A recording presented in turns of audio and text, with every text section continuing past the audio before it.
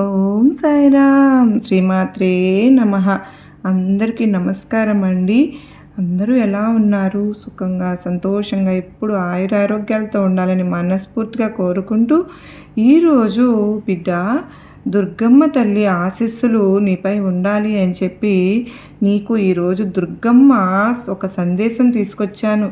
మరి ఈరోజు దుర్గమ్మ తెచ్చినటువంటి సందేశాన్ని విను బిడ్డ. ముందుగా నా చేతిలో ఉన్న ఈ శూలాన్ని తాకు. ఈ శుభదినాన నీకు ఒక శుభవార్తను అందిస్తున్నాను. నీకు కొంతమంది ద్రోహం చేసేటటువంటి వ్యక్తులను నేను కనిపెట్టానమ్మా. కనుక ఆ వ్యక్తులను నీకు ఏ విధంగా ద్రోహం చేయాలని అనుకుంటున్నారో వాళ్ళ పేర్లతో సహా నేను తీసుకొచ్చాను. కనుక నేను చెప్పే ముందుగా నా శూలాన్ని తాకి వాళ్ళ పేర్లతో సహా తెలుసుకో.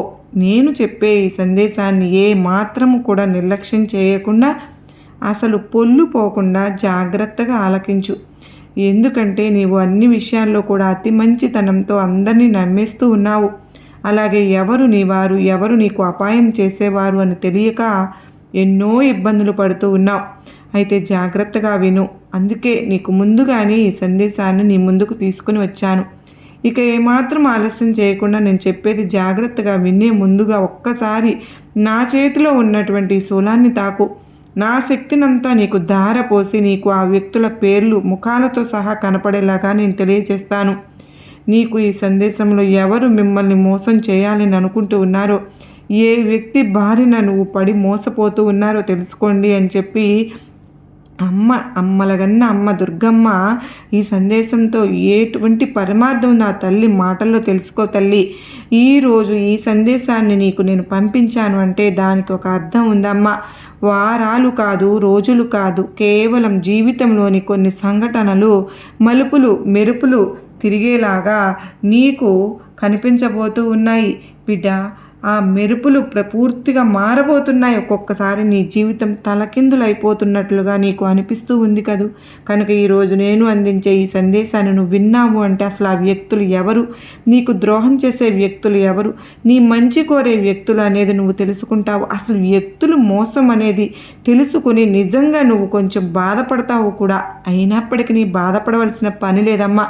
ఎందుకంటే నువ్వు జాగ్రత్తగా ఉంటావు కనుక ఇక ఏమాత్రము నిర్లక్ష్యం చేయకుండా ఏముందిలే అని చెప్పి తీసి పారేవేయకుండా నా చేతిలో ఉన్న ఈ శూలాన్ని తాకి నీకు తెలియనటువంటి రహస్యాలను దాచిపెట్టాను. వెంటనే తెలుసుకో. అశ్రద్ధ చేయవద్దు, నిర్లక్ష్యం కూడా చేయవద్దు. ఈ రోజున పూర్తిగా విన్నావు అంటే నీకే అర్థమవుతుంది. ఇది నీకోసమైనటువంటి రహస్యమైనటువంటి సందేశం కనుక చివరి వరకు విను, నీకు అర్థమవుతుంది. చూడు తల్లి, ఇప్పుడు కొంచెం కంగారు అలాగే కాస్త భయం నీకు అనిపిస్తూ ఉంది కదూ. అయితే అవన్నీ కూడా నీకు నీ మనసులో మెదలే ఉంటాయి. ఎందుకు అసలు నన్ను ఎవరు మోసం చేస్తున్నారు, నేను ఎవరికి కూడా ఎలాంటి చెడు తలపెట్టలేదు కదా, ఎవరికి నష్టం చేయలేదు, గాయపరచలేదు, నొప్పించను కూడా లేదు, ఎవరి దగ్గరే ఉన్నటువంటి వస్తువును కూడా నేను లాక్కోలేదు, డబ్బు కానీ మనశ్శాంతిని కానీ నేను ఎవరి దగ్గర లాక్కోనే లేదు కదా. మరి అటువంటప్పుడు నా మీద ఎవరికి పగ ఉంటుంది, ఎవరికి కక్ష ఉంటుంది, నిన్ను మోసం చేయాలనే ఉద్దేశం ఎవరికి ఉంటుంది, నన్ను పదే పదే అడగాలనిపిస్తూ ఉంది కదూ. అయితే ఈ శుభదినాన నీకు నేను సమాధానం చెప్పడానికే వచ్చానమ్మా. ఈ ఆదివారం రోజున అందరితో నువ్వు మంచిగా ఉన్నాను అని అనుకుంటున్నావు, కానీ నీకు చేసిన ఆపదలో సహాయంలో ఉన్నప్పుడు ఆదుకుంటున్నారు కదా. మరి నా మీద అటువంటి దురుద్దేశం పెట్టుకుని ఉన్నవారు ఉన్నారా, ఎవరు వారు అని నీ మనసులో నువ్వే ప్రశ్నిస్తున్నావు కదా. నీ మనసులో ఈ సందేహం అనేది మొదలైంది. ఇవన్నీ తెలియాలంటే ఈరోజు నువ్వు ఈ సందేశం ఈ ఆదివారం రోజు నువ్వు పూర్తిగా విన్నావు అంటే నీకు మంచి వ్యక్తిగా నీ ముందు ఎవరు ఉంటున్నారు, ముక్కుసూటితనంతో ఉంటున్నారు, ఎవరి దగ్గర చేయి చాచకుండా ఎవరైతే వారి జీవితం చూసినటువంటి వ్యక్తుల్ని నేను ఊరికే వదిలిపెట్టను. నీకు వచ్చేటటువంటి అదృష్టాన్ని నీకు దూరం చేస్తున్నారు, నీకు మనశ్శాంతి లేకుండా చేస్తూ ఉన్నారు. కుటుంబం చిన్నాభిన్నం చేస్తే నలుగురిలో నువ్వు నవ్వుల పాలు చేయాలని చూస్తూ ఉంటే నిన్ను నడి రోడ్డు మీదకు లాగాలని చూస్తూ ఉన్నారు. నిన్ను అప్రదిష్ట పాలు కూడా చేసి ఆ ఆర్థిక ఇబ్బందుల్లో మునిగిపోయేలాగా చేస్తే, ఇలా చేస్తే వారికి అదొక సరదా, అదొక ఆనందం, పై సాచిక ఆనందం. ఇటువంటివి ఎదుర్కోవడానికి వారు నీ ముందుకు రాలేక నీ వెనకే గోతులు తవ్వుతూ ఉన్నారు. నీ మనసులో చెడు ఆలోచనలు సృష్టిస్తూ ఉన్నారు. చెడు వైపు నిన్ను నిలబెట్టాలని చూస్తున్నారు. కానీ నా గురించి నువ్వు ఎప్పుడు కూడా ఆలోచించవద్దు, నీ గురించి కూడా నువ్వు ఆలోచించుకోవద్దు అని చెప్పి నన్ను అడుగుతున్నావు కదా తల్లి. ఈరోజు ఒక్కసారి నీ గురించి నువ్వు ఆలోచించుకోమ్మా. నేనే గనక నిన్ను సరైనటువంటి మార్గంలో పెట్టకపోయి ఉంటే గనుక, నీకు అడుగడుగున సహాయం చేయకుండా ఉంటే గనుక, అప్పుడు నువ్వు ఏ దారిలో బలైపోయేదానివో. నిన్ను కష్టాలను నెట్టేయాలని కాదమ్మా, నా ఆలోచనలు నిన్ను ఆదుకోవాలన్నదే, కానీ అన్నింటా కూడా నీకు నేను తోడుగా ఉండాలి అన్నదే నా ఆలోచన. కనుక ప్రతిసారి కూడా నువ్వు ఎవరి చేతిలోనూ చిక్కుకోకుండా, ఎవరి అవకాశాలకు నువ్వు లొంగిపోకుండా, ఎవరి దగ్గర కూడా నువ్వు తక్కువ కాకుండా ఉండాలి అనేదే నా ఈ ఆరాటం. ఈ ఆరాటం నువ్వు ఎప్పుడు కూడా నాకు ఆకాశంలో ఉన్నటువంటి చుక్కలా మెరుస్తూ ఉండాలి, వెలుగులు పంచుతూ ఉండాలి. అవకాశాలు లాగేసుకోవాలని చూస్తూ ఉన్నారు, కానీ వారి తరం కాదు బిడ్డ. ఎన్ని జన్మలు ఎత్తినా సరే వాళ్ళ వల్ల అసలు అవ్వనే అవ్వదు. ఏది చేసినా మనిషి వల్ల ఏమవుతుంది చెప్పు? ఏదైనా తలుచుకుంటే నేను తలుచుకోవాలి. మంచి అయినా చెడు అయినా నా ఆశీర్వాదంతోనే ఇది జరుగుతుంది. ఇలాంటి వాళ్ళు నీ ముందు ఎన్ని ఆటలాడినా వాళ్ళ ఆటలు సాగనిస్తానా? భయపడవద్దు. నేనే నీతో ఉన్నాను. నేనే నీతో ఉంటే ఇక నీకు భయం ఎందుకు? నువ్వు నిజాయితీగా ఉన్నావు కదా, ఎక్కడా కూడా ఎవరిని మోసం చేయలేదు. నీ మనసు ఎక్కడ కల్మషం లేకుండా ఉంటుంది. కల్మషం లేని నువ్వు, కల్మషం లేనటువంటి గొప్ప మనుష్యమ్మ నువ్వు. ఆకలితో ఉన్న వారికి అన్నం పెడతావు. నీతో పాటు నలుగురిని నీతో పాటు పైకి తీసుకొస్తున్నావు. అలాంటి నిన్ను మోసం చెయ్యాలి అనుకున్న వారి ఆటలు నేను ఎలా సాగనిస్తాను చెప్పు? ఇవాళ నువ్వు ఆ సహాయం చేసిన వారే నీపై ఇలాంటి దుష్ప్రచారం చేస్తూ ఉంటే నేను చూస్తూ ఊరుకుంటానా?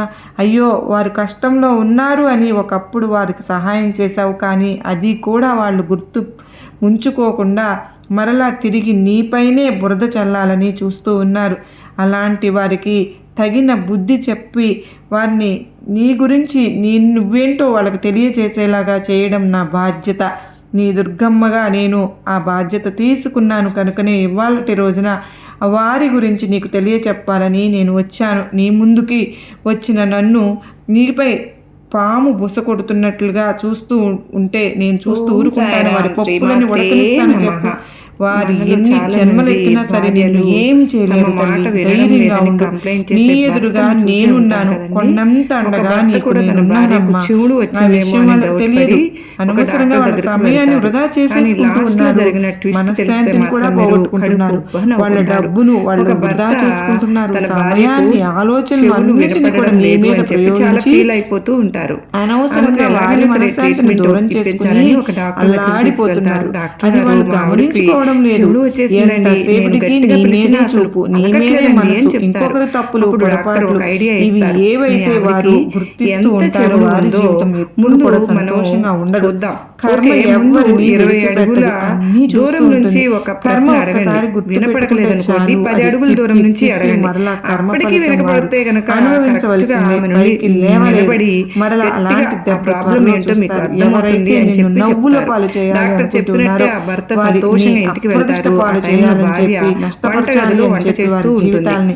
భర్త 20 అడుగుల దూరంలో నిలబడి ఏమో ఈ రోజు వంట ఏంటి అని అడుగుతాడు. అప్పుడు ఆమె దగ్గర నుంచి ఎలాంటి సమాధానము రాలేదు.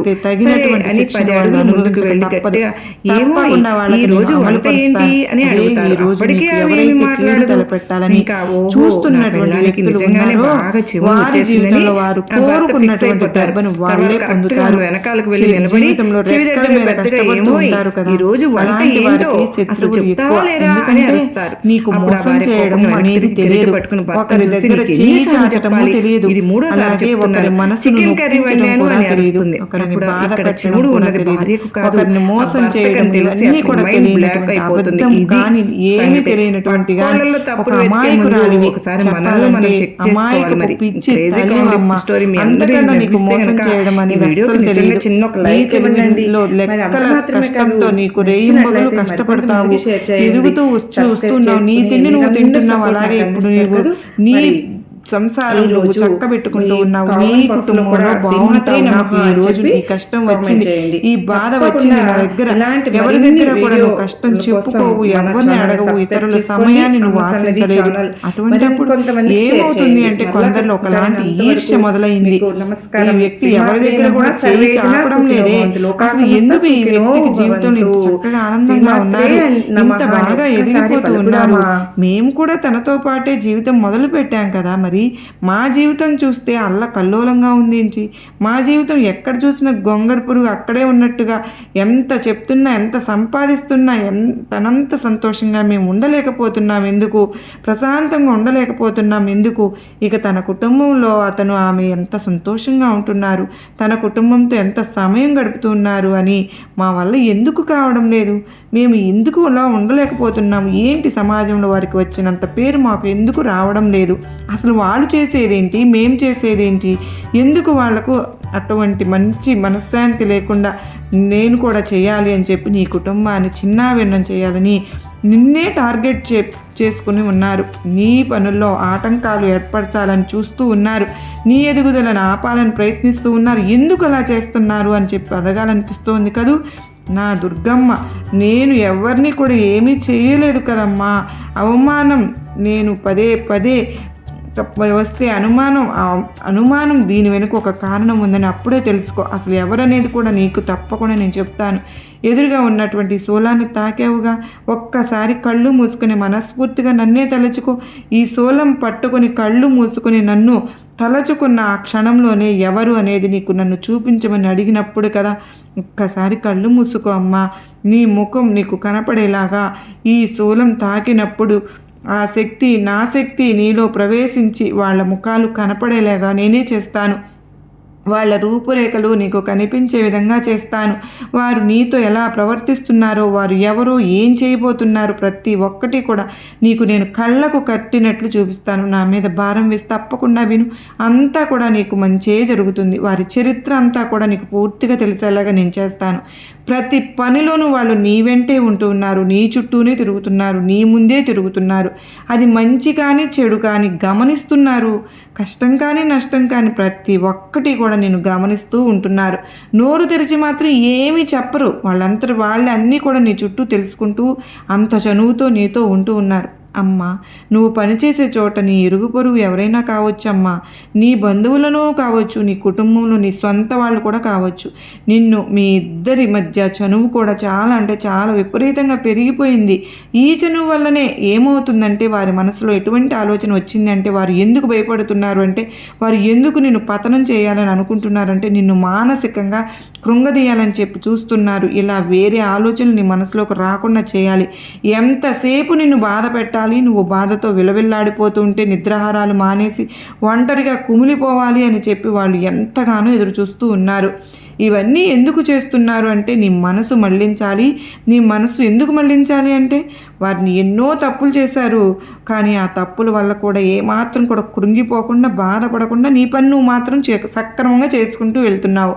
చూడు తల్లి, నువ్వు ఈ పనులు అలాగే ఎన్ని పొరపాట్లు చేస్తున్నావు, అప్పుడు దారిలో వెళ్తూ ఉన్నారు, వారి జీవితమే ఇక తప్పుడు దారిలో వెళ్తూ ఉంది. అయితే నువ్వు ఇవన్నీ కూడా గమనించలేం లేదు, నువ్వు చూసి ఉంటావు కానీ నువ్వు ఒక భ్రమ, నా గురించి నేను చేస్తున్నటువంటి ప్రతి తప్పు తనకు తెలిసిపోయి ఉంటుందేమో, తనలో నేను ఉంటున్నాను కదా, తనతోనే తిరుగుతున్నాను కదా, నేను చేస్తున్నటువంటి గమనించేస్తున్నారేమో అని చెప్పి ఆ వ్యక్తులు కూడా భయపడుతూ ఉన్నారు.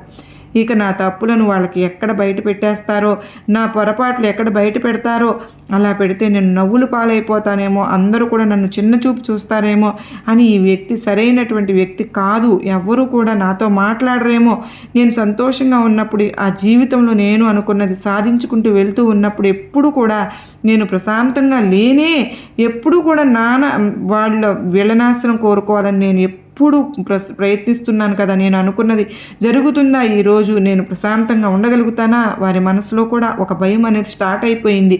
నిన్ను బాధ పెట్టాలి అని, నీకు ప్రశాంతత లేకుండా చేయాలని వారు ప్రయత్నిస్తూ ఉన్నారు. చూడు, ఆ ప్రయత్నాలన్నీ నీకు ఎక్కడ తెలిసిపోయి వాళ్ళని చేదరించుకుని చీకొట్టి దూరం పెట్టేస్తావేమో అని వాళ్ళు భయపడుతూ ఉన్నారు. ఆ భయానికి కారణమే ఇదంతా వాళ్ళు చేస్తూ ఉన్నారమ్మా. ఆ కారణంగానే నిన్ను అసలే లేకుండా చేయాలని ప్రయత్నిస్తున్నారు. కాబట్టి ఇప్పటికైనా వాళ్ళు ఎవరో నువ్వు గమనించి తెలుసుకుని ఇన్ని సంకేతాలు నీకు పంపించాను కదా, ఇవన్నీ గమనించుకుని వాళ్ళు ఎవరు అనేది ఒక్కసారి కళ్ళు మూసుకుని నా చేతిలో ఉన్నటువంటి ఈ శూలాన్ని తాకి చూడు. ఆ శక్తి నీకు అందుతుంది. నువ్వు వాళ్ళని గమనించగలిగే శక్తిని నీకు అందించాను. చూసి వాళ్ళని దూరం పెట్టేయి. ఇక్కడి నుంచి వాళ్ళతో మాటలు కాదమ్మా, వాళ్ళ ముఖం వైపు కూడా చూడవద్దు. వాళ్ళని పూర్తిగా నీ జీవితం నుంచి దూరంగా పంపించేయి. అమ్మా, ఇకపై నీ జీవితం రాజభోగంగా రాజవైభోగంగా వెలిగిపోతుంది. నీ జీవితంలో ఎలాంటి చీడ పురుగులు ఎవరున్నా సరే దూరంగా నెట్టేసేయి. నీ జీవితం సుఖంగా సంతోషంగా ఉంటుంది. ఈ దుర్గమ్మ ఆశీర్వాదం ఎప్పుడు నీ బిడ్డలపై నీపై ఉంటుంది తల్లి. నీకు నా ఆశీర్వాదములు ఇస్తున్నాను బిడ్డ అంటూ అమ్మవారైతే ఈరోజు అత్యద్భుతంగా సందేశం అందించారు కదా బిడ్డ.